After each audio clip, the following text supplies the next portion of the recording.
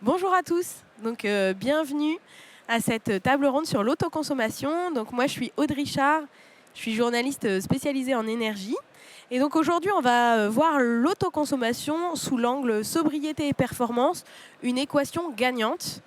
Donc c'est vrai que l'autoconsommation cette année elle s'est énormément accélérée, elle s'installe partout et elle change profondément nos comportements. Elle rebat les cartes de la gouvernance, de la maîtrise des consommations et de la sobriété, et même de la participation citoyenne.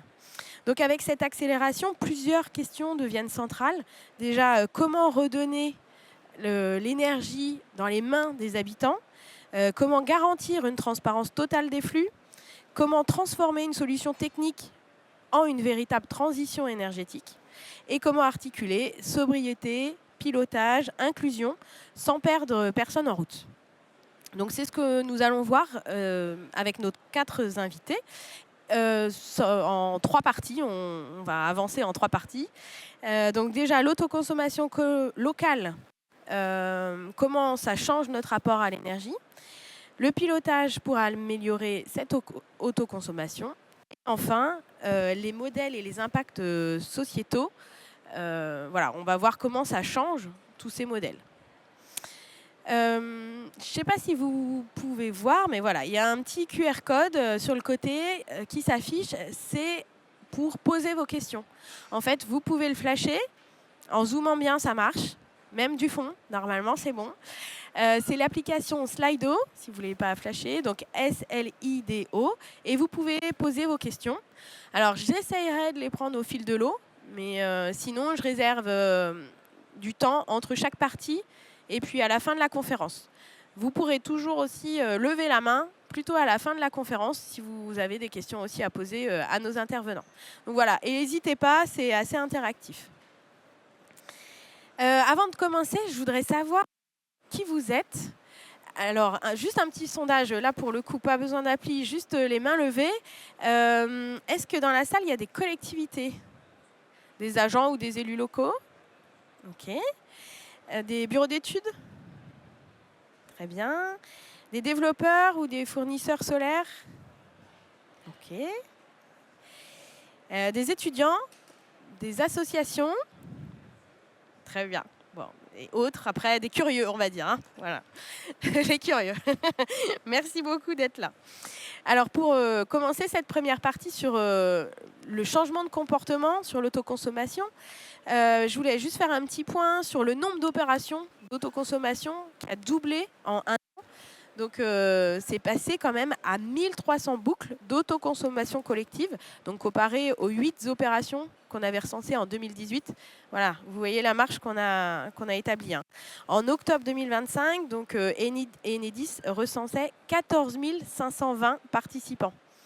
Donc c'est plus marginal, on arrive vraiment, enfin ça reste marginal à l'échelle de la France, mais je veux dire on arrive quand même à un développement de plus en plus important. Alors qu'est-ce que ça change dans le comportement des consommateurs? C'est ce que nous allons voir avec Stéphane Louilla. Vous pouvez venir, vous pouvez monter. Donc Stéphane, vous êtes chef de service électricité renouvelable à l'ADEME. On vous applaudit, c'est chouette ça. Ben, toute la salle peut vous applaudir. Ça va marcher dans une petite seconde. En tout cas, vous êtes donc chef de service électricité renouvelable à l'ADEME.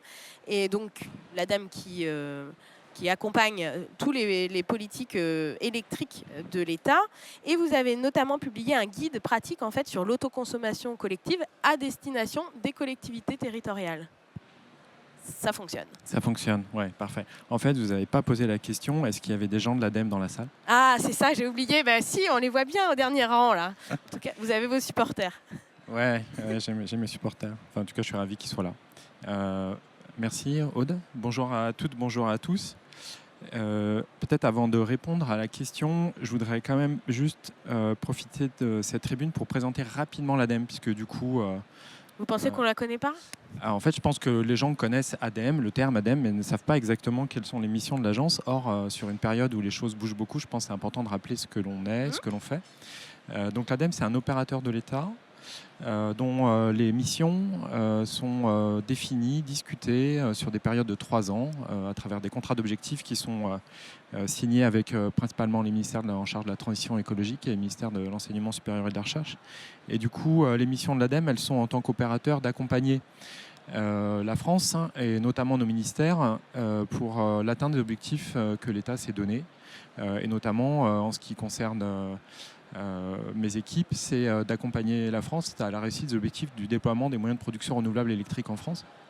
Et du coup, ça passe par un certain nombre d'actions, et notamment des actions de soutien à des innovations dans les projets d'autoconsommation. Et notamment, on a pu accompagner Serenison et Inogrid sur plusieurs outils qui permettent du coup de faciliter le déploiement de l'autoconsommation en France. Mais du coup, je ne présenterai pas les outils, je laisserai Serenison et Inogrid les présenter puisque ce sont leurs outils. En tout cas, vous êtes là en soutien à ces entreprises, à ces structures. Notamment, mais du coup, effectivement, comme je voulais prendre qu'une minute pour parler de l'ADEME, je ne peux pas aller beaucoup plus loin.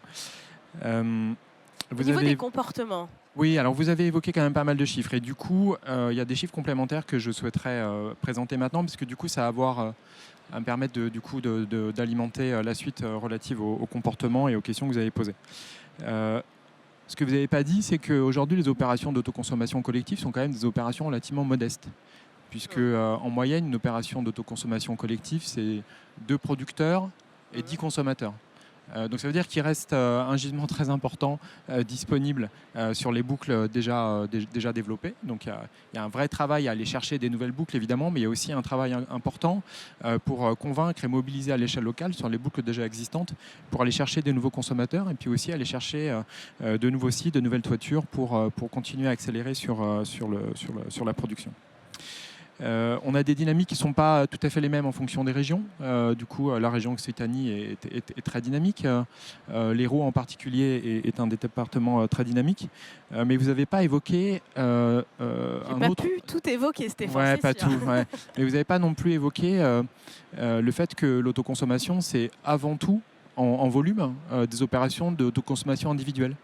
Il y a 800 000 opérations d'autoconsommation individuelle en France. Et du coup, je pense que c'est important parce que ça permet de répondre à la question que vous posiez. C'est que l'autoconsommation, au début, c'est avant tout une aventure individuelle. Donc je mets mes panneaux sur mon toit et je consomme différemment. Je consomme mon électricité, donc je consomme différemment. Le début du développement du photovoltaïque qui concerne les territoires et les particuliers, c'était d'abord effectivement une installation de panneaux solaires sur sa toiture, avec une promesse économique, avec des dispositifs de soutien financier qui permettaient avant tout, puisque les premiers projets étaient sur l'injection totale, à générer des revenus, donc à amortir son investissement plus ou moins rapidement par rapport au dispositif d'achat. Et puis il y a eu un glissement qui a été rendu possible notamment par les dispositifs de soutien, mais aussi par l'arrivée notamment des compteurs Linky, de faciliter l'autoconsommation. L'envolée des prix de l'énergie, l'envolée des prix de l'électricité notamment, on finit par convaincre de l'intérêt du déploiement de l'autoconsommation versus l'injection totale. Et d'ailleurs, vous savez que l'injection totale est dorénavant plus possible dans le cas des dispositifs d'achat. Donc il y a eu un basculement d'une aventure qui était quand même une aventure très personnelle, à un début d'aventure plus collective où finalement les citoyens et les Français se sont rendus compte qu'individuellement ils pouvaient également contribuer à réduire leurs factures, mais par l'autoconsommation de reprendre aussi un peu le pouvoir sur la façon à laquelle ils consommaient l'énergie. Et du coup tout ça s'est retrouvé dans une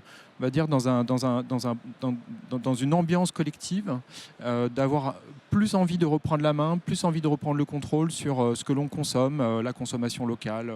Il y a eu beaucoup de développement aussi, c'est pas le même sujet, mais d'AMAP sur les questions d'agriculture. Donc, acheter des watts comme des tomates. J'avais retenu ça une fois. Oui, alors du coup, je ne connaissais pas ce slogan, des watts comme des tomates, mais c'est pas mal, je le garde. Donc il y a eu, on sent qu'il y a eu un mouvement très important. Il y a eu aussi des structurations de mouvements de collectifs, notamment le mouvement énergie partagée, l'émergence de fournisseurs d'électricité qui souhaitaient justement reprendre la main, accompagner les développements de projets sur les territoires. Et donc on est quand même passé d'une aventure individuelle à une aventure plus collective. Et on a eu, tous ces mouvements ont poussé ensemble pour que cette aventure collective puisse s'appuyer sur un corpus réglementaire qui a enfin permis à l'autoconsommation collective de se développer plus facilement. Voilà. transposition de textes européens qui ont permis de faciliter le développement de l'autoconsommation collective. Mais tout ça a été rendu possible parce que tout le monde a souhaité pousser collectivement certains fournisseurs, des collectifs de citoyens, pour que ces directives soient transposées en droit français.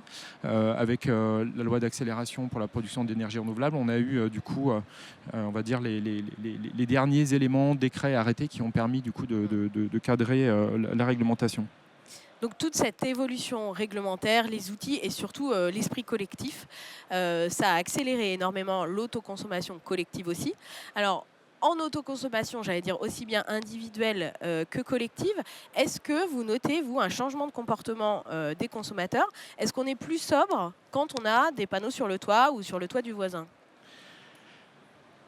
C'est le principal sujet qui nous questionne aujourd'hui sur la relation entre les comportements et l'autoconsommation. En fait, il y a un certain nombre de travaux et d'études qui ont été réalisés à l'échelle européenne, avec des conclusions qui sont, somme toute, très différentes.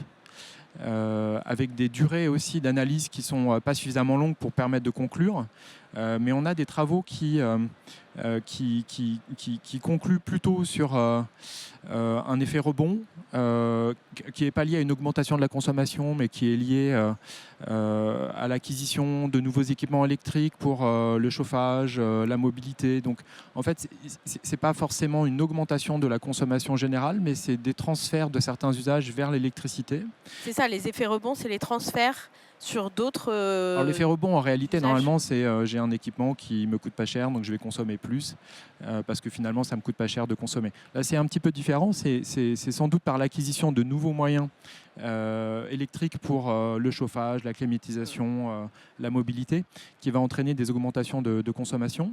On aperçoit aussi souvent des déplacements de consommation avec finalement une logique économique, puisqu'il devient plus intéressant d'autoconsommer sa production, puisque le prix de l'électricité sur le réseau étant relativement élevé et ayant fortement augmenté ces dernières années, l'équilibre économique qui va plutôt à favoriser d'optimiser son autoconsommation. Donc on perçoit aussi des débuts de déplacement de consommation au moment où on a le dôme solaire, puisque... Donc j'allume mon lave-vaisselle à 14h et non pas à 20h, quoi. Alors, c'est ce qu'on a du mal à qualifier aujourd'hui. Et c'est pour ça qu'on porte des travaux avec le CREDOC, justement pour faire une enquête d'opinion auprès d'un panel représentatif de Français, justement pour mieux caractériser quel est l'effet sur le comportement chez les autoconsommateurs. À la fois déclaratif, mais on voudrait aussi faire un travail plus précis et plus fin par rapport à la réalité des courbes de charge des particuliers, pour vérifier s'il y a un lien ou pas entre je suis un autoconsommateur et du coup je change mon comportement, où je fais évoluer mon comportement, qui peut être de la sobriété, qui peut être des déplacements de consommation, ou au contraire qui peut être une augmentation de consommation, puisque des choix sur l'usage de l'électricité peuvent être faits par des autoconsommateurs, comme j'ai indiqué tout à l'heure, pour le chauffage et la mobilité notamment. Donc pour l'instant, pas forcément, enfin des études en cours, on va dire, pas forcément d'observations chiffrées, palpables. Mais merci en tout cas pour cette introduction. On va passer à nos 3 autres intervenants et on va voir avec eux justement sur le terrain concrètement ce qu'ils observent. Donc j'appelle Donald François, vous êtes fondateur de Serenison, donc qui est une entreprise que vous avez créée en 2018. Bienvenue. Et vous mettez en place donc des communautés d'énergie autour des installations que vous développez. Et vous avez 5 boucles d'autoconsommation, si je ne me trompe pas. Titouan Cavant, vous êtes responsable de l'offre d'Enogrid, donc qui est une entreprise qui propose des outils pour accompagner les boucles d'autoconsommation. Et vous êtes notamment éditeur de logiciels. On verra plus particulièrement pour le pilotage. Et Loïc Blanc, donc vous êtes directeur d'Enercop Midi-Pyrénées. Donc Enercop, c'est une des 13 coopératives régionales, enfin du réseau Enercop. Vous avez une approche très territoriale, donc fondée sur la gouvernance citoyenne. Et depuis 2018, en fait, vous avez mis en place des boucles d'autoconsommation avec des citoyens, des collectivités, et où vous les accompagnez, en fait. C'est l'un ou l'autre. Donc à tous les 3, vous, quelles sont vos perceptions sur le terrain par rapport aux boucles que vous avez mis en place, du comportement des consommateurs? Est-ce qu'ils baissent leur consommation? Donald. Donc je me lance. Merci Aude. Donc nous effectivement nous développons depuis 2018 ce qu'on appelle des communautés d'énergie dans notre sens du terme, c'est-à-dire des projets inclusifs et de grande envergure sur les territoires. Je peux vous parler déjà pour entrer dans le vif du sujet de l'opération qu'on mène dans les Bouches-du-Rhône depuis 2021. Donc aujourd'hui, on a quand même près de 4 ans de recul sur cette opération qui nous a permis effectivement de constater, Stéphane, des évolutions des comportements. On a à peu près 95, je crois, aujourd'hui participants à cette boucle dans les Bouches-du-Rhône, entre des commerçants, des particuliers, une maison de retraite. Ça fait quelle puissance à peu près On est sur une présence de près de 300 kW crête qui est partagée dans cette boucle.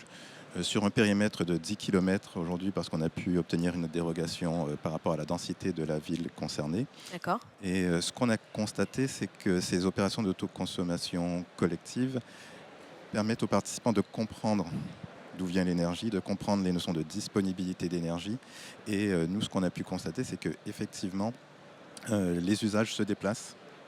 On a des participants qui disent voilà, on lance notre lessive Sérénie Calas, voilà, c'est le nom de l'opération. Donc voilà, il y a des petits trucs comme ça, des challenges aussi qui se font, des gens qui s'encouragent à dire ben voilà, si on sait quand l'énergie est disponible, on va s'organiser pour déplacer nos consommations. Donc dans votre communauté, vous mettez en place des outils pour animer ces consommations Alors pas des outils dans le sens technologie du terme.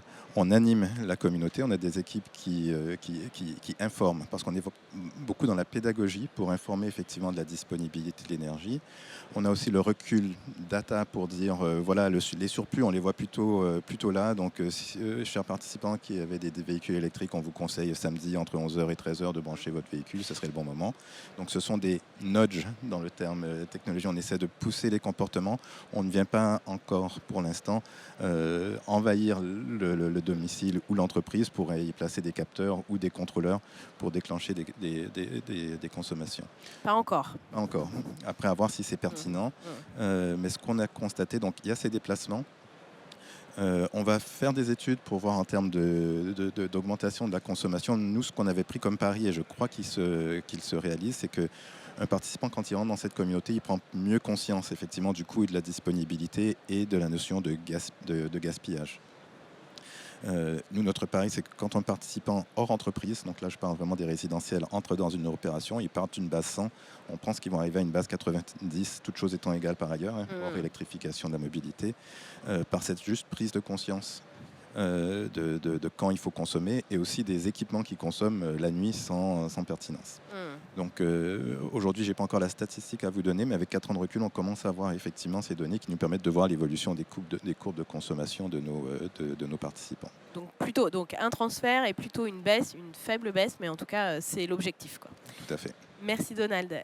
Titouan, vous à Enogrid, est-ce que sur le terrain, est-ce que vous percevez cette baisse ou est-ce qu'il y a d'autres axes que vous avez observés ? Ouais, aujourd'hui, c'est vrai que nous, on a pas mal de recul sur l'autoconso collective.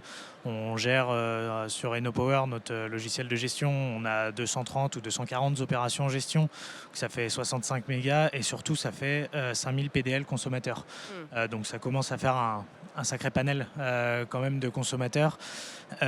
Nous, déjà, ce qu'on a observé assez rapidement, et notamment quand on était dans des opérations sur du résidentiel, c'est que même sans aucune action, le consommateur, un peu comme Donald disait, comprend d'où vient l'électricité et comprend un petit peu comment il doit consommer.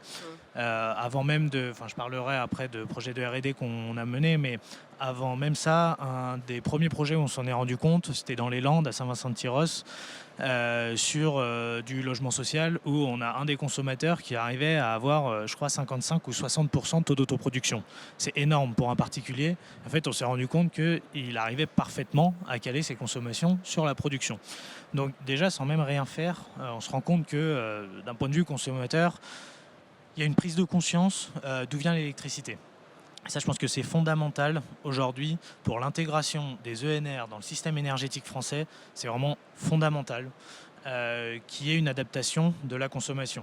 Encore, il y a 2 jours, RTE le remettait en avant, l'électrification des usages, c'est important. Mais surtout, si on développe du solaire, et on va développer du solaire, et c'est primordial de développer du solaire, il faut absolument adapter ses consommations aux périodes de production solaire. Donc c'est pour ça que nous, à partir de 2023, on a commencé à monter un projet de R&D pour envoyer du nudge au bon moment à des consommateurs. Donc ça, c'est un projet, justement, Stéphane l'évoquait au début, sur lequel on a été financé par France 2030, donc opéré par l'ADEME, où le but, dans un premier temps, sur 2 projets, donc un projet en Savoie sur du logement social, de l'OPAC de Savoie, et un projet dans le Morbihan sur Guidel, où le but c'était d'envoyer du nudge aux consommateurs. C'est pas si facile que ça. Des informations les informations pour l'inciter à consommer. Ça va, Ouais. vous entendez ? Oui, c'est bon, pardon. Oui, tout à fait. Donc, c'est pour l'inciter à consommer et surtout consommer au bon moment. C'est pas si facile que ça de dire à tous les consommateurs consommer entre midi et 16h, va y avoir de la production. C'est pas aussi facile que ça parce que si tout le monde consomme au même moment, il n'y aura pas assez de production disponible. Donc, nous, le but dans ce projet de R&D, c'est de faire de la prédiction de production. Alors ça, on sait le faire depuis assez longtemps, mais aussi de la prédiction de consommation et pouvoir reconstituer les flux d'autoconso collective avant même qu'ils aient lieu. Et du coup, envoyer aux bonnes personnes chez qui on sait qu'il y a des éléments de flexibilité, dire voilà, consommer à ce moment-là. Donc ça a été, on va dire, le premier wagon de la fusée sur ces éléments-là, et il y a un deuxième qui arrive. Je vous coupe juste un instant parce que il y a une question, mais je pense que vous avez répondu. Les incitations se font-elles sur des prévisions de production ou sur un suivi en temps réel de la production ? Donc vous avez bien des estimations en amont en fait. C'est ça, nous on travaille pas sur, on n'installe rien sur site. Le mettre du hardware sur site, ça a un coût à la fois économique et à la fois écologique. Donc nous, on n'a pas opté pour ça. Ça veut dire que on essaie de surtout comprendre les courbes de charge de consommation des consommateurs en amont et comprendre les sujets de flexibilité réussir à décomposer cette courbe de charge pour savoir ce qui peut être bougé comme consommation. Donc ça, on le fait pas en temps réel. Nos nudges, on les envoyait la veille. En faisant la prédiction de production, la prédiction de consommation, et on les envoyait vraiment aux bons acteurs. Sur les 2 opérations, on a quand même au global, sur celle en Savoie, on a augmenté de 6% le taux d'autoproduction, sur celle dans le Morbihan, c'est de 4%. Et ça, sur les 2, on était sur une trentaine de particuliers dans chacune des opérations. Donc, alors, 4 et 6%, on peut dire c'est pas beaucoup, c'est quand même pas neutre de réussir à passer de 25-30% à 30-35% de taux d'autoproduction. C'est pas neutre pour le consommateur qui va faire une économie, c'est pas neutre pour le producteur qui va réussir à valoriser son électricité également. Tout à fait. Tout à fait. Merci Titouan. On reviendra un petit peu dans la deuxième partie, plus sur le pilotage sur ces projets. Loïc Blanc, vous, à Enercop Midi-Pyrénées, qu'est-ce que vous observez ? Donc, vous avez pas mal poussé depuis 2018. Vous avez beaucoup de boucles d'opérations, d'autoconsommation collective, pardon. Oui, alors en propos liminaire, je rejoins ce que disait Stéphane, tout à fait, sur la dimension collective. Pour nous, l'autoconsommation collective, c'est pas l'avènement, mais c'est une des pierres quand même angulaires de ce qu'on appelle la réappropriation citoyenne de la question énergétique. C'est ce qu'on cherche à faire au sein d'Enercop, de vraiment la prise de conscience de comment fonctionnent nos systèmes énergétiques et donc des enjeux de production et de consommation. Donc c'était tout à fait naturel pour nous, c'est dans notre ADN d'aller pousser ces circuits courts, pour le coup, de proximité géographique des lieux de production et de consommation. Donc c'est pour ça que dès 2018, on a poussé ces schémas-là. On opère nous-mêmes effectivement, on a 6 boucles aujourd'hui qui tournent. On a été le premier à mettre des parcs solaires entièrement en autoconsommation collective en 2022 notamment. Et on accompagne effectivement des collectifs citoyens, des entreprises, des collectivités, etc. Jusqu'à pousser effectivement la question de l'intermédiation numérique et des enjeux que ça pose sur la gestion de ces opérations. Et ce qu'on pourrait observer, en fait, c'est ce qu'on observait nous en tant que fournisseur historique d'électricité 100% renouvelable depuis 20 ans. C'était à savoir que derrière notre offre de fourniture, il faut bien se rappeler le contexte, il y a 20 ans, quand on disait on va vous promettre une électricité 100% renouvelable, traçable de gré à gré avec nos producteurs, on était un peu plus cher que le TRV de l'époque, même beaucoup plus cher à l'époque. Et on se rendait compte que nos consommateurs n'avaient pas les mêmes profils de consommation des consommateurs classiques. Parce que déjà, le fait psychologiquement de payer un peu plus cher et de s'interroger sur d'où vient mon énergie, à qui je donne mon argent, influençait de manière naturelle le comportement. Et c'est ce qu'on observe un peu de facto sur les opérations d'autoconsommation collective, c'est qu'on va pouvoir avoir des parties prenantes qui étaient plus ou moins sensibilisées à ces questions-là, qui arrivent avec différents intérêts, l'intérêt peut-être économique ou l'intérêt techno, enfin peu importe, mais qui vont du coup psychologiquement, c'est comme quand on autoconsomme individuellement, on sait qu'on a les panneaux au-dessus sur la tête, il y a quelque chose qui se passe, et bien là, même pour la personne qui n'a pas le moyen de production sur sa tête, le fait d'avoir la notion de partage de l'énergie sur un périmètre donné, dans une dynamique collective, paf, ça change. Voilà. On a une posture qui change, c'est sûr. Donc maintenant sur la mesure, on est un peu comme c'était dit en introduction, on est en train nous de faire des études sociologiques de nos communautés d'énergie avec des chercheurs pour aller interroger nos consommateurs de voilà, où est-ce qu'ils en sont depuis qu'ils sont là-dedans, comment et essayer d'avoir un peu de matière pour sur le volet un peu plus sociaux. Oui. Que sur le côté, j'allais dire, techno, qui a sans doute un intérêt, mais on est très prudent sur la question du technosolutionnisme, parce que c'est un coût énergétique aussi quand même, et environnemental. Et donc, on essaye d'abord d'être sur du rapport humain dans ces communautés et voir comment, finalement, des acteurs très différents, où on peut avoir du particulier, mais aussi de la collectivité locale et puis des acteurs économiques qui ne parlaient pas forcément entre eux sur le territoire, de leur territoire de vie, comment, finalement, ça crée une dynamique qui apporte d'autres éléments. Alors on comprend bien que dès qu'on s'approprie notre énergie, on fait attention à nos consommations, on les transfère ou peut-être qu'on les baisse, à voir. Mais vous observez ça, en tout cas, tous les quatre sur le terrain. Maintenant, si on rentre un peu plus sur l'incitation, le pilotage, comment on incite les gens à consommer à l'heure solaire, donc j'allais dire 10h, 17h, quoi, en gros. Vous, Loïc, en fait, vous accompagnez donc des boucles en autoconsommation collective et notamment les PMO, les personnes morales organisatrices. Donc c'est le lien entre les producteurs et les consommateurs. Et vous avez mis en place un logiciel, en fait, pour faire cette PMO, ce lien entre les deux, Hellocop. Est-ce que vous pouvez nous expliquer un petit peu ?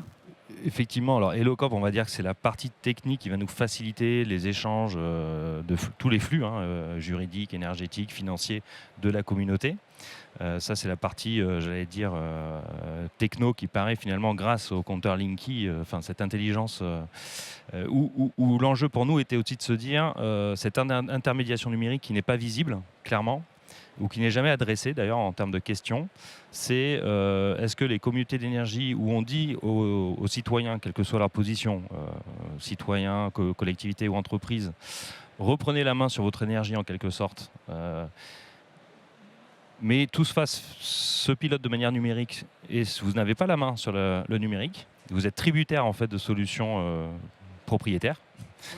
On a aussi voulu adresser cette question en disant cette plateforme, on va la faire plutôt en open source et vous allez pouvoir y participer aussi et vous assurer que ce ne soit pas un objet purement techno dont vous serez tributaire et puis s'il est là, il n'est plus là, il n'est plus là et puis vous êtes un peu perdu, quoi. Donc un logiciel open source pour que tout le monde puisse se l'approprier. Alors on en est au début parce que déjà il faut que les participants soient sur la question de l'énergie, comprennent tous les enjeux, il y a beaucoup de pédagogie et puis il y a la question techno. Et entre les deux, il y a la question de la gouvernance du coup. C'est-à-dire que ces communautés énergétiques, nous ce qu'on pose au centre de la table, c'est ok, on va produire l'énergie, on a la possibilité, la chance de pouvoir le faire sur ce territoire. Maintenant, qu'est-ce que vous voulez faire ? Il y a l'aspect économique, ok, mais qu'est-ce que vous voulez faire de cette énergie ? Quelle est la finalité ?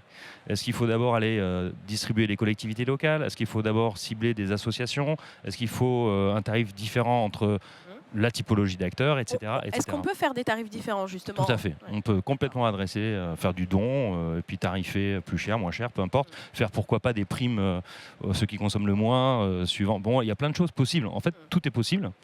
Maintenant, il faut être peut-être un peu sobre aussi dans ce qu'on souhaite faire. Ouais. Et finalement, il y a le bon sens, tout simplement, qui s'impose.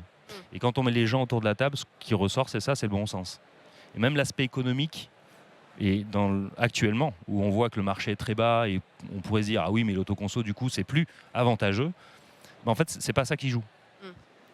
Oui, il y a un C'est la question aspect, du service. je produis Oui. mon électricité ou j'ai de l'électricité solaire pas loin, quoi. Ouais. Mais il y a cette notion aussi de je produis une partie de mon besoin et donc je me sécurise économiquement une partie de mon besoin de manière collective.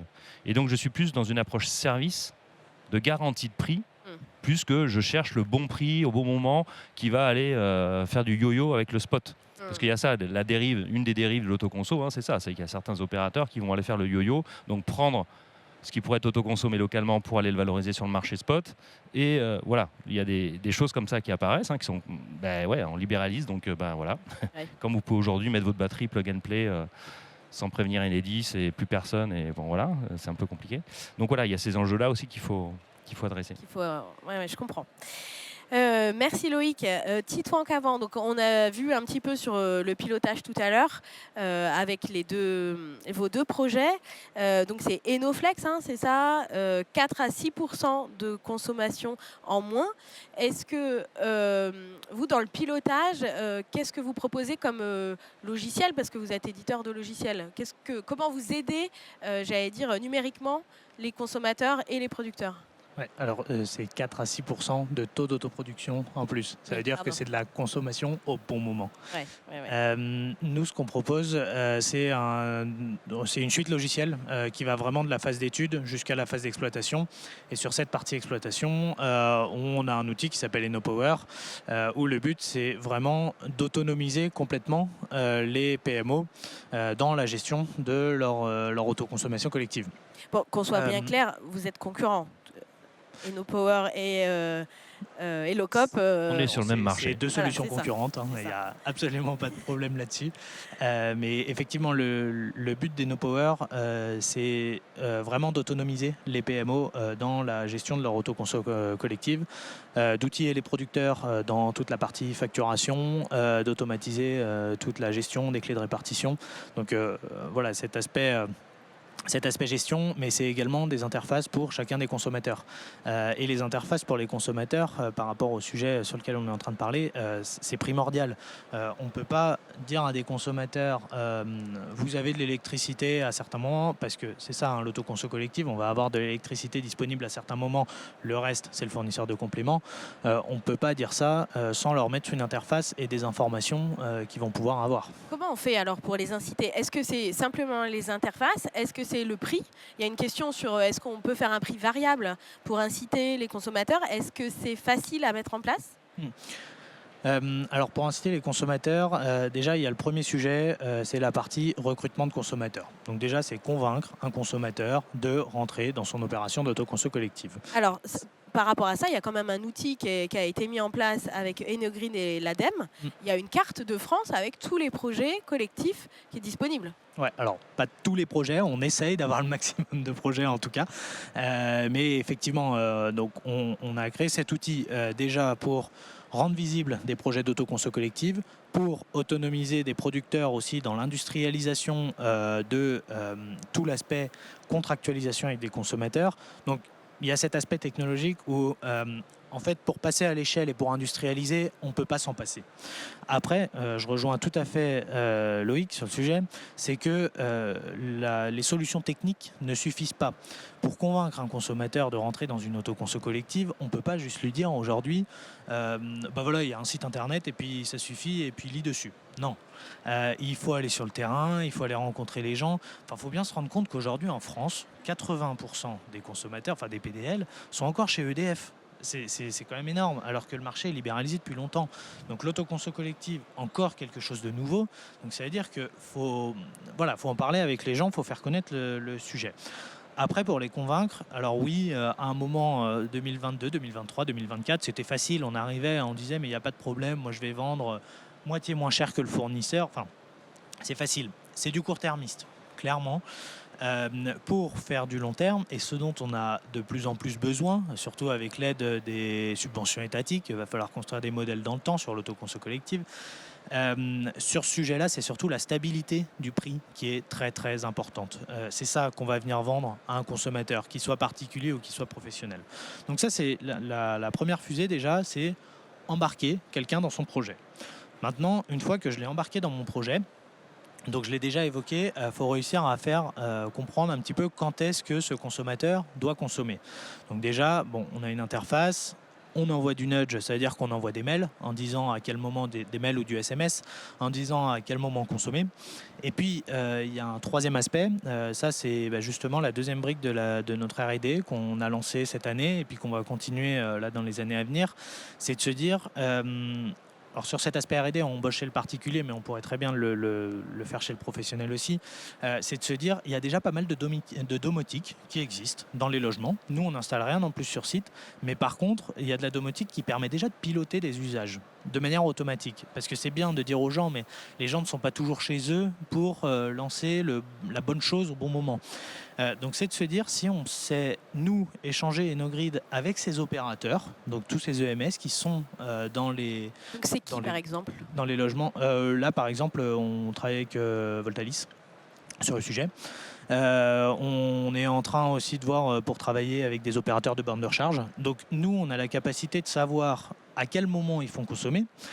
Et on peut très bien dire à cet opérateur de ballon d'eau chaude, par exemple, écoutez, demain, si vous pilotez les ballons d'eau chaude et que vous les lancez à ce moment-là, ça sera de l'autoconso collective. Donc ça, c'est la deuxième brique. Et c'est de se dire, déjà, on conscientise les gens. Et ensuite, tout ce qu'on n'arrive pas à bouger parce qu'on conscientise les gens, on n'installe rien en plus sur site, mais tout ce qui est déjà installé sur site, déjà on les fait fonctionner au bon moment. Vous travaillez avec les équipementiers qui équipent la maison, quoi, en gros. C'est ça, exactement. Ok. Donc on voit toutes les phases. Donald, vous avez des outils aussi, pareil, pour gérer ces communautés d'énergie ?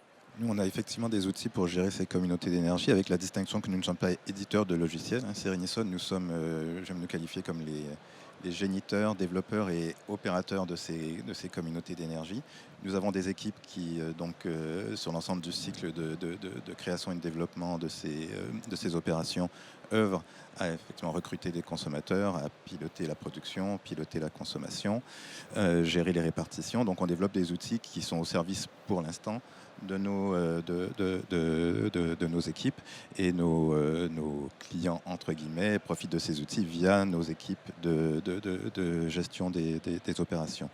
Et donc le pilotage se fait par là, mais nous aussi le pilotage se fait très en amont dans la conception de la communauté. Donc je m'explique. Depuis le début, on a une approche très territoriale de développement de ces communautés d'énergie. On voit l'autoconsommation collective comme un outil qui permet au territoire de se réapproprier cette destinée énergétique. Donc je m'adresse aux élus, aux agents, mais aussi aux citoyens qui sont dans ces villes. Il y a moyen au travers de cet outil de reprendre sa destinée énergétique. Ce qui veut dire que si je vous prends l'exemple de Vitrolles, où on va développer 4 ou 5 boucles d'autoconsommation sur le périmètre de la ville, d'emblée, quand on discutait avec les élus et le maire de ce projet, on a dit, voilà, du lundi au dimanche, les profils de consommation sont différents, les personnes qui consomment sont différentes, et qu'il y a moyen d'optimiser simplement en se disant que l'opération est ouverte. Je vais intégrer un pressing, je vais intégrer un logement social, je vais intégrer une école. Et quand on se projette à l'échelle d'un territoire sur les 7 jours de la semaine, on essaie d'imaginer, et on le fait d'ailleurs, de dire quel type de consommation en puissance, quel type de consommation en typologie, est-ce que c'est un particulier, est-ce que c'est une entreprise, pour s'assurer que dans le développement de ces boucles, l'ensemble de l'énergie soit consommée, que je sois le dimanche ou le mercredi après-midi. Alors, il y a pas mal de questions sur la répartition, justement. Comment vous gérez cette répartition en fonction de différents acteurs ? Si je lis rapidement, si on ne limite pas les entrées de consommateurs dans une boucle, les producteurs seront contents d'augmenter leur autoconsommation, mais les consommateurs vont se partager des miettes et réduire leur autoproduction. Comment gérer ? Excellente question. Donc ça fait partie des enjeux qu'on gère depuis la première boucle qu'on a développée. Donc nous, l'objectif, c'est d'effectivement développer ces boucles, d'accueillir des participants et de s'assurer que ça a un impact pour eux. Donc impact pour eux, ça veut dire le taux d'autoproduction dont Titouan parlait, c'est-à-dire le taux de couverture de mon 100% de consommation. Pour nous, pour un particulier, il faut qu'on s'approche du 15-20% pour que ça vaille la peine de prendre ce pas et d'avoir 2 factures de mon fournisseur traditionnel et de la communauté. Pour une entreprise, selon qu'on est un grand consommateur, ça peut être un peu moins parce que même un 10% d'autoproduction peut avoir un grand impact économique sur cette entreprise. Donc l'idée, c'est de dire effectivement par rapport à la puissance qu'on développe dans ces boucles, il y a une notion de gestion de capacité. Ce qui veut dire que si je prends l'exemple de notre boucle dans les Bouches-du-Rhône, Sérénie-Calas, on a une liste d'attente. C'est-à-dire que quand on atteint, selon nous, un nombre de participants qui assure qu'on atteigne le 95-98% de taux d'autoconsommation et des taux d'autoproduction, donc des taux de couverture de ma consommation suffisante, ben, on s'affaire à développer d'autres centrales et on garde une liste d'attente pour s'il y a un participant qui part, mais qu'on puisse en intégrer un autre. Donc ça, c'est vachement important de dire, effectivement, si je suis producteur et que, que la tarte, je la coupe en tranches trop fines, ben, le participant, il n'a aucun intérêt à rester. Donc il faut gérer cet équilibre et encourager les participants à nous aider à identifier du foncier pour développer d'autres productions et avoir cette vision un peu expansive de ces projets. Parce qu'une boucle, finalement, elle peut s'agrandir, en fait. Si vous mettez un autre moyen de production en face, des consommateurs, vous pouvez varier la boucle. Exactement, on peut faire varier la boucle. Après, il y a des seuils qui sont gérés par la réglementation en France. Et dans une boucle d'autoconsommation collective étendue, on peut aller jusqu'à 5 MW de production, ce qui est assez conséquent. Et vous me posez la question de comment on répartit tout ça. Donc ça aussi, c'est géré par la réglementation. Il y a Enedis qui j'ai envie de dire, gère le temple du comptage et de la répartition de tout ça, mais il nous impose des règles et c'est à nous. Et Nogrid développe des outils, on a développé les nôtres et le COP également, qui permet a posteriori de jumeler dans un pas de temps de 15 minutes les productions et les consommations. Et donc ça nécessite effectivement une algorithmie qu'on a développée avec des règles métiers, des règles d'usage qui nous permettent de répartir l'énergie. Sachant que nous, notre philosophie, quand on rencontre un participant, que ce soit une entreprise ou un particulier, on lui dit on se projette sur 12, voire 18 mois, voire 24 mois, en leur faisant un engagement de dire on va s'assurer que vous avez tant de taux d'autoproduction, non pas dans chaque tranche de 15 minutes, mais globalement. Ce qui nous permet de gérer les situations où Aude est en vacances en août et Stéphane en juillet, mais de dire Stéphane, on ne va pas lui en donner beaucoup en juillet, on va plutôt favoriser Aude et vice-versa. Donc on se projette dans le temps plutôt que sur ces tranches de 15 minutes pour s'assurer que tout le monde a sa part. Sachant qu'à la base, les projets qu'on développe, pour nous, ce n'était pas une solution technique, l'autoconsommation collective, c'était une solution de partage de la valeur. Partage de la valeur de cette production solaire qui pendant longtemps était réservée qu'aux seules personnes qui pouvaient investir dans les panneaux et qui avaient du foncier pour installer de l'autoconsommation individuelle sur leur toiture. C'est d'ailleurs ça qui m'a motivé à créer Serenison, c'est de dire c'est pas normal que l'irradiation solaire ne bénéficie qu'à ceux qui ont les moyens d'investir dans tout ça. Donc c'est ce qui a poussé nous depuis 2018 notre mouvement de convaincre des élus locaux, des acteurs économiques et des particuliers à emboîter le pas du faire ensemble pour développer ces communautés. Merci. Alors, il y a une question peut-être à tous les quatre, Stéphane même. Justement, comment on convainc les collectivités et comment elles peuvent être motrices dans des opérations d'autoconsommation collective, avec quel modèle juridique? Alors, c'est une vaste question. Est-ce que Stéphane voulait répondre? Je veux bien commencer à répondre. Sur les 1300 opérations d'autoconsommation collective que vous avez mentionnées, les 1300 boucles, il y en a 50% qui sont portées par des collectivités. Ça signifie que les collectivités ont tout à fait conscience du rôle qu'elles ont à jouer. Certaines d'ailleurs ont débuté l'aventure photovoltaïque en installant une centrale pour leur propre usage, pour faire, c'est pas de l'autoconsommation collective, c'était l'autoconsommation individuelle pour alimenter le bâtiment sur lequel l'installation a été mise en œuvre. Patrimonial? Oui, après c'est ce qu'on a appelé de l'ACC patrimonial, maintenant c'est de l'ACC étendue. Mais effectivement, les collectivités sont au cœur du sujet et c'est vrai qu'à entendre les participants et à voir qu'il n'y avait que quelques élus dans la salle, finalement, ce n'est pas tout à fait représentatif de la réalité de développement de l'ACC, puisque, comme je dis, 50% sont portés par des collectivités locales, mais pour une raison simple, c'est que qui est le meilleur garant de l'intérêt commun sur les territoires? C'est évidemment la collectivité, qui a la capacité de réunir, même rien que physiquement, des citoyens et des collectifs dans les territoires, ce sont les collectivités, et qui a aussi potentiellement des capacités de trésorerie, des capacités d'investissement, ou rien que de financer des études, ce sont les collectivités. Donc les collectivités ont toutes les armes et tous les moyens qui permettent du coup cette accélération.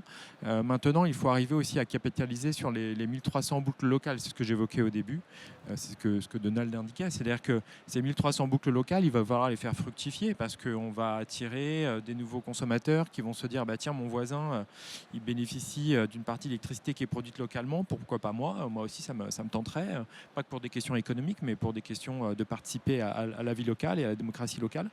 Et donc, il va falloir arriver à faire fructifier et tous les outils, les démarches que vous avez, qui sont des démarches de présence sur les territoires, sont certainement le meilleur moyen pour arriver à faire fructifier ces boucles déjà existantes.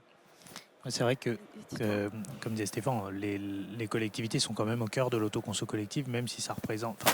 La part des collectivités qui portent des projets est en baisse, mais ça n'empêche pas que les collectivités sont vraiment centrales, à la fois en portant l'investissement, il y en a pas mal qui le font, mais aussi en agissant comme facilitateur sur le terrain.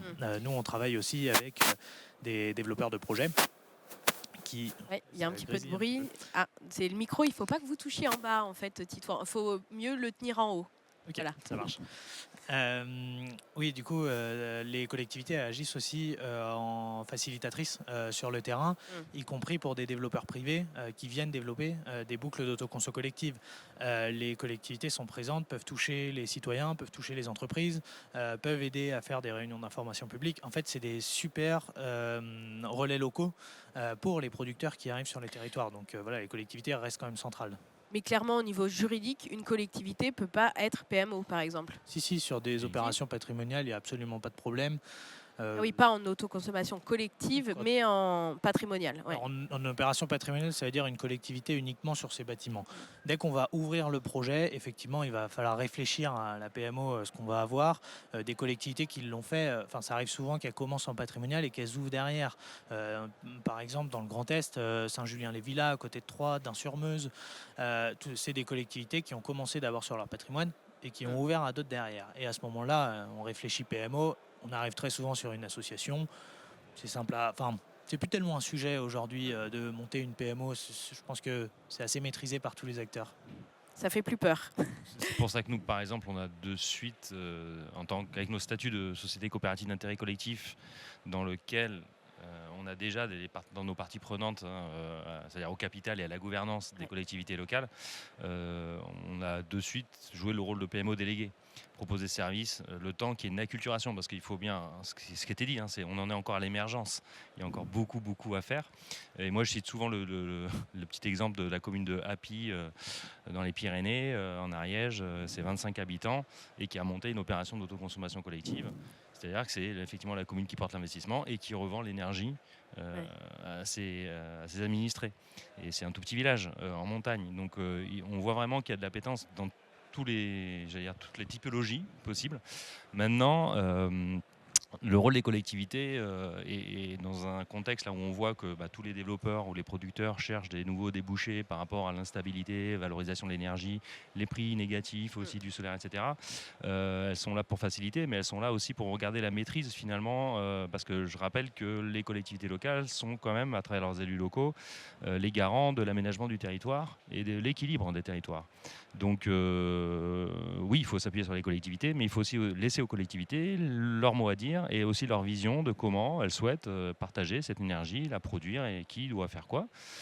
Et pas juste subir non plus, comme ça a été le cas pour le développement classique, j'allais dire, des ENR, de subir l'arrivée des projets. Et là, il y a un enjeu énorme parce que on voit aussi que les solutions par contre de stockage et de pilotage arrivent beaucoup, aussi sur l'autoconsommation collective. Du fait de la problématique de valoriser l'ensemble de la production. Donc on a des gros projets, je parle notamment de l'agrivoltaïsme, des gros projets qui arrivent en milieu rural, mais qui derrière, pour des problèmes de valorisation, commencent à arriver aussi avec des solutions de stockage pour aller alimenter ou quoi. Il y a cette notion de proximité quand même très importante, il me semble. Voilà, donc ce que je veux dire, c'est que effectivement, la collectivité a un rôle majeur. Et puis, il faut c'est l'inclure, les accompagner. Mais d'une fois, j'aime bien l'idée aussi de l'extension des opérations. C'est-à-dire qu'une fois qu'on a cette acculturation, il faut quand même 1 ou 2 ans quand même de maturation pour savoir comment tout ça fonctionne. Il y a l'enjeu effectivement d'augmenter soit le nombre de participants ou d'augmenter la puissance de la boucle. Et ça fait effet boule de neige. Voilà, ce qu'on remarque nous, c'est que chaque territoire est très différent.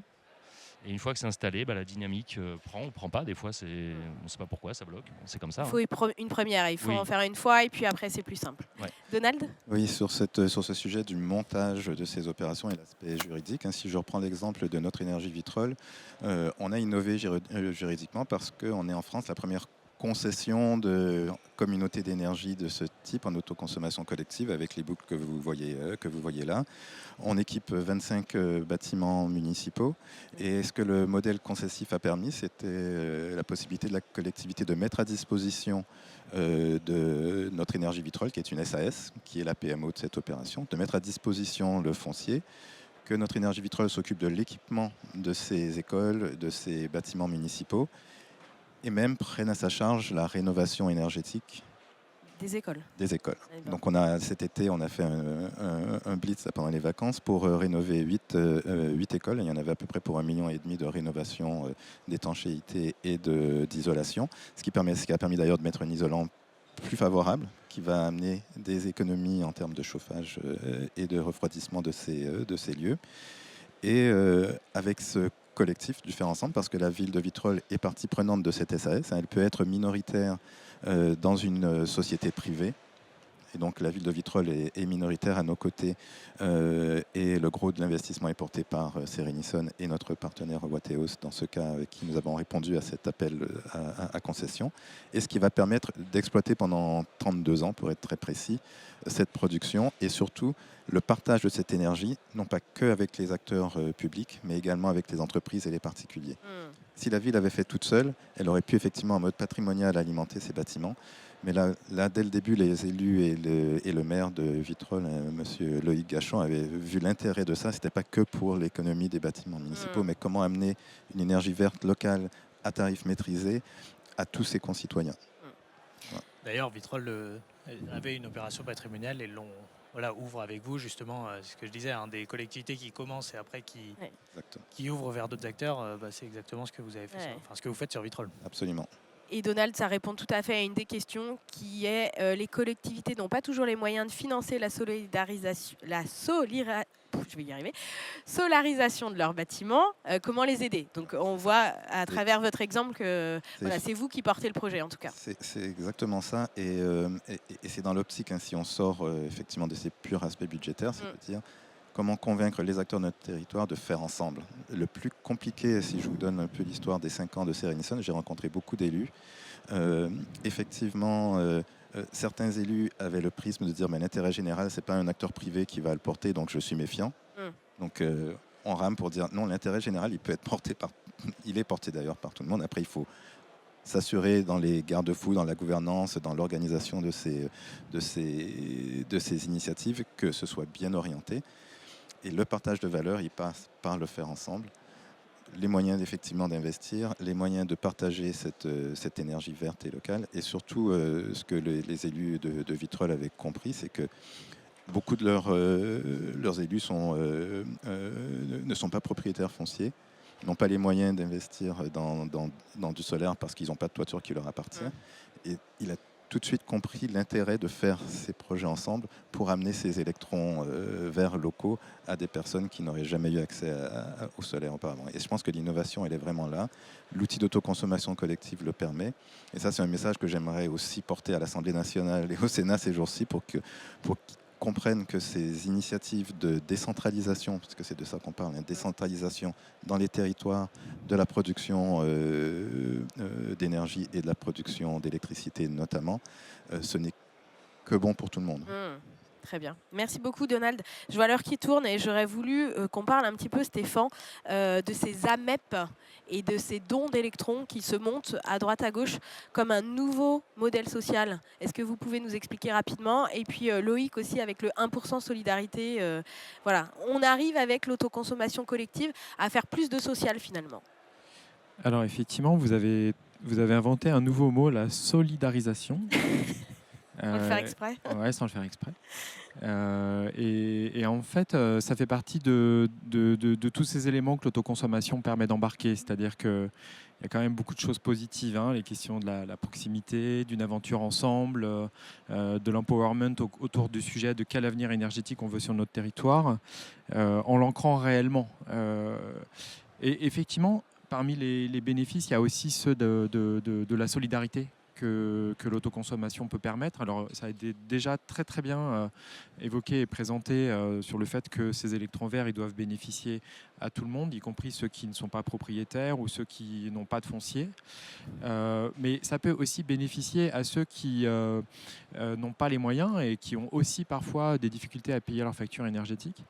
En partant du principe un peu tout bête que l'on connaît déjà, j'ai un jardin, j'ai un arbre fruitier, j'ai un cerisier. Mon cerisier produit beaucoup trop de cerises, j'en peux plus du clafoutis et de la confiture à la cerise.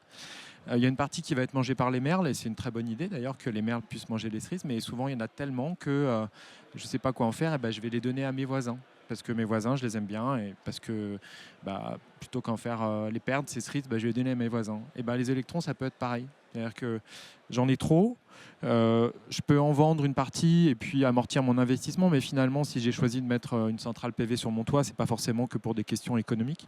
C'est aussi parce que j'ai voulu contribuer et faire ma part sur la transition énergétique. C'est aussi parce que mon voisin, il avait une centrale photovoltaïque, j'étais jaloux, je voulais la même. Et c'est aussi que depuis le mois de mars, la valorisation du surplus a chuté énormément. Oui, bien sûr. Et du coup, il y a des logiques, que les centrales photovoltaïques permettent, qui est celui du don. Donner le surplus, finalement, d'en faire profiter mon voisin, pas forcément parce qu'il est dans une situation de précarité, mais ça peut être aussi parce qu'il est dans une situation de précarité. Et ça, c'est les voisins, mais ça peut être aussi des collectivités qui peuvent tout à fait choisir qu'une partie de l'électricité produite par leur centrale ne soit pas uniquement utilisée pour l'amortissement de l'investissement, mais puisse aussi bénéficier au territoire et aux ménages en situation de précarité. Il y a un sujet de démocratie. De toute façon, les projets d'autoconsommation collective et les communautés d'énergie renouvelable et citoyennes portent en leur sein une gouvernance ouverte et une gouvernance démocratique. Et du coup, c'est aussi la vertu de ces projets-là. Malgré la libéralisation et l'ouverture, malgré tout, il y a des fondamentaux et des fondements de l'autoconsommation collective et des communautés d'énergie renouvelable et citoyennes qui sont très très bons et qui permettent ce type de développement. Et du coup, effectivement, on a un réseau qui s'appelle le réseau des AMEP qui porte, qui essaye de structurer un mouvement autour de la question du don des électrons. Donc effectivement, c'est un peu la page de pub pour le réseau des AMEP. C'est pas les seuls. D'ailleurs, hier, une autre association qui s'appelle Solidaire a remis les prix de lauréats de projets de développement de centrales photovoltaïques en secteur du logement social. Et est-ce que c'est possible, moi en tant que particulier, ou c'est réservé aux entreprises? Non, c'est possible. C'est possible pour tous les acteurs. Effectivement, c'est pas uniquement pour les particuliers, c'est pour les entreprises, c'est effectivement pour tous les acteurs. Tout le monde peut contribuer localement à cette solidarité grâce à centrales photovoltaïques. Merci Stéphane. Un petit mot sur le 1% solidarité aussi à Enercop. Ouais, juste là, je reviens rapidement sur qui peut porter les projets, ce qu'évoquait Donald sur la capacité des collectivités locales parfois de ne pas avoir les capacités d'investir. Ça existe depuis même avant la CC, c'est-à-dire, et c'est de ça aussi où sont nés les collectifs citoyens, et je vois qu'il y a quelques collectifs citoyens dans la salle qui avec ont, le réseau énergie avec partagée, les réseaux énergie partagée, Enercop, etc., de pouvoir effectivement co-investir sur son territoire et solariser ce qui pouvait être solarisé, etc. Donc on a effectivement, l'autoconsommation collective est une extension de ce mouvement qui, je disais, c'est vraiment l'ADN. Et donc, il y a une possibilité pour une collectivité qui n'aurait pas les moyens de s'appuyer sur une dynamique locale, citoyenne. Et la vertu là, du coup, c'est aussi que finalement, l'épargne vient du local.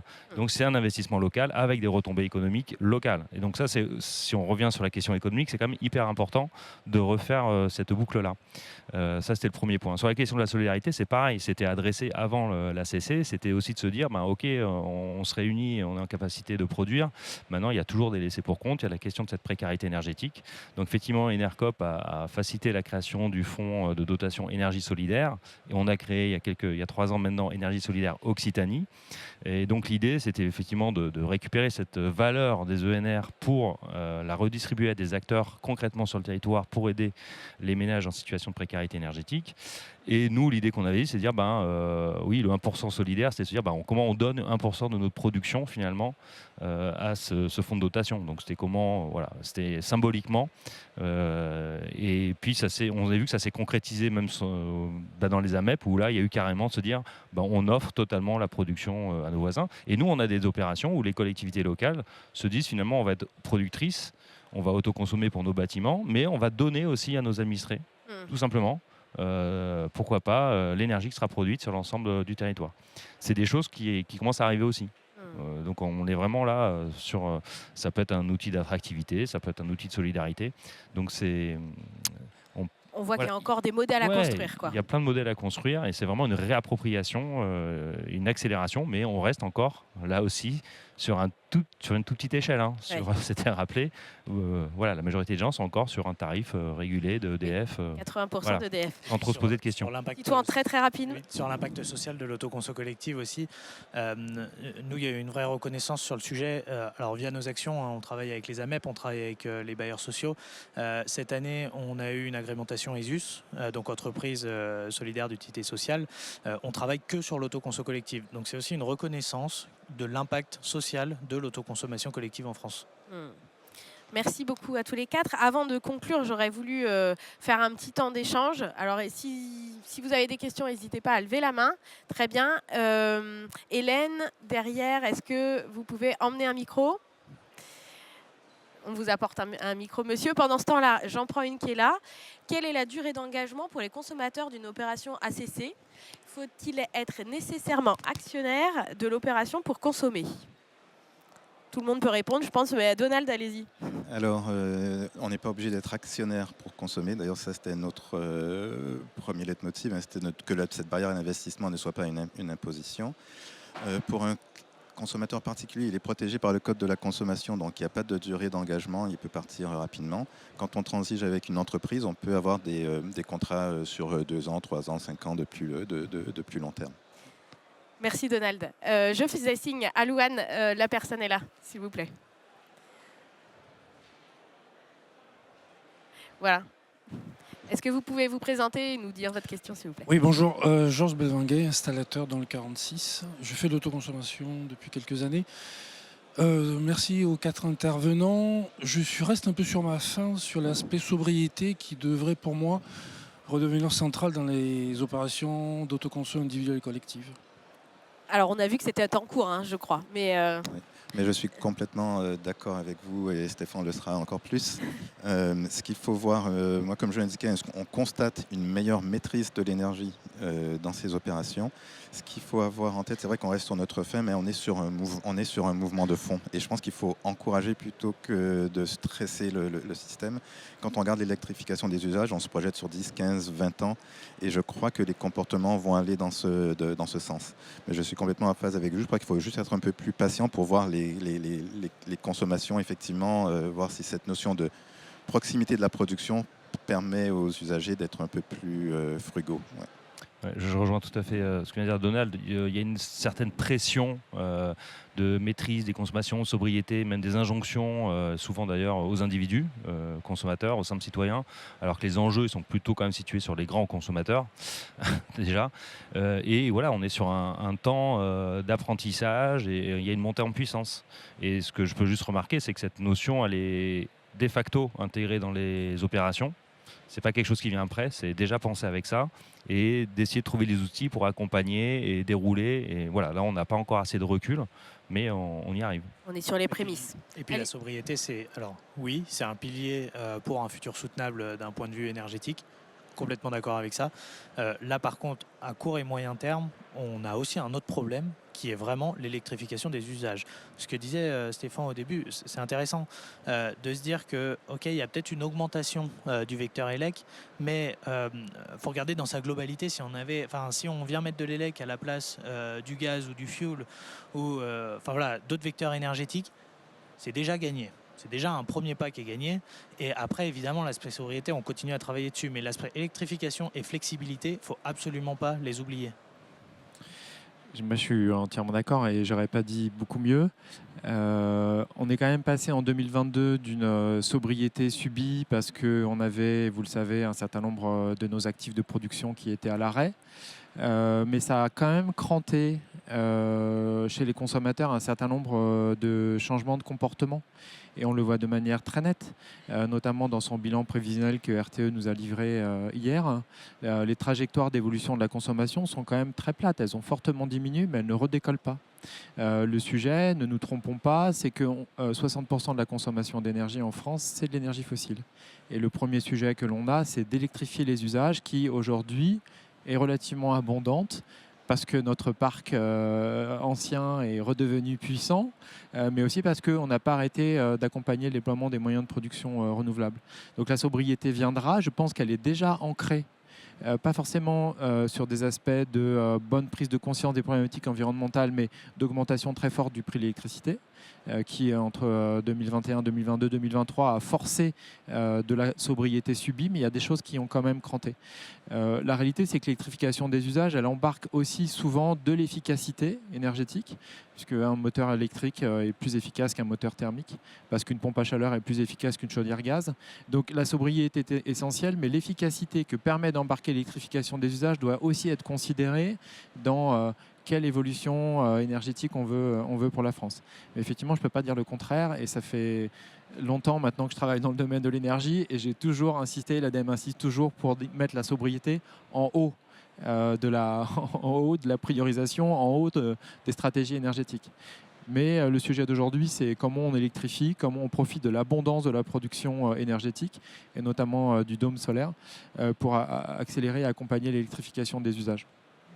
Merci beaucoup, parce que je pense qu'on a entièrement fait le tour et on a bien compris l'importance de l'électrification et le début en fait de cette réappropriation de l'énergie sur les territoires, cette décentralisation. Merci beaucoup à nos 4 intervenants, on peut les applaudir. Merci. Merci. Et la vidéo de la conférence sera disponible sur le site Energaia à partir de janvier. Merci à vous, bon salon. Au revoir.